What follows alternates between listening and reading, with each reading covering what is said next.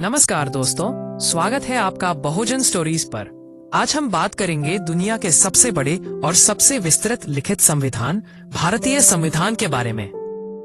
बिल्कुल, भारतीय संविधान का निर्माण भारत के लोकतंत्र को मजबूत बनाने और हर नागरिक को समान अधिकार दिलाने के लिए हुआ था और इस महान संविधान के निर्माता थे डॉक्टर भीमराव अंबेडकर। तो चलिए सबसे पहले जानते हैं कि संविधान क्यों जरूरी था। 1940 साल में जब भारत को आजादी मिली तब सबसे बड़ी चुनौती थी एक ऐसा ढांचा तैयार करना जो देश को एकजुट रखे। बिल्कुल सही कहा आपने। भारत विविधताओं का देश है।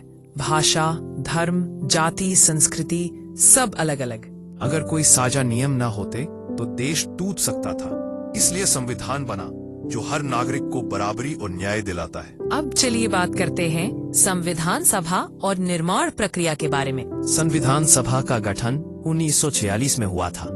इसमें लगभग 300 से ज्यादा प्रतिनिधि शामिल थे और 2 साल 11 महीने और 18 दिनों की मेहनत के बाद संविधान तैयार हुआ। 24 नवंबर 1949 को इसे अपनाया गया और 26 जनवरी 1950 को लागू किया गया, जिसे हम गणतंत्र दिवस के रूप में मनाते हैं।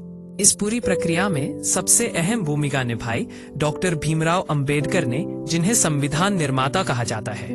अब बात करते हैं भारतीय संविधान की खासियतों के बारे में। भारतीय संविधान दुनिया का सबसे बड़ा लिखित संविधान है। इसमें 22 भाग, 395 अनुच्छेद और 12 अनुसूचियां हैं।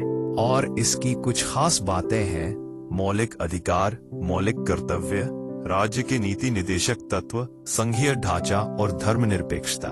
सच में यह संविधान केवल कानूनी दस्तावेज नहीं है, बल्कि यह सामाजिक न्याय का हथियार है।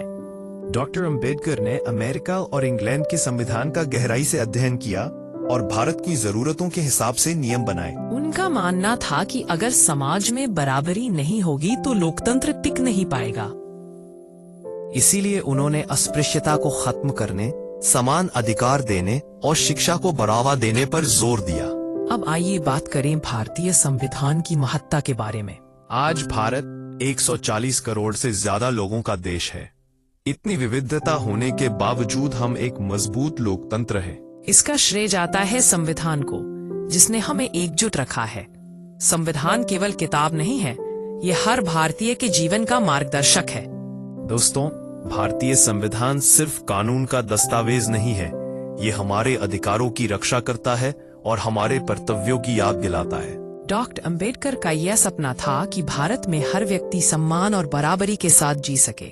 इसलिए हमें चाहिए कि हम संविधान का आदर करें और उसके सिद्धांतों को अपने जीवन में उतारें। जय भीम, जय संविधान, जय हिंद, जय हिंद। अगर आपको यह वीडियो अच्छा लगा हो तो लाइक करें, शेयर करें और चैनल को सब्सक्राइब करना ना भूलें।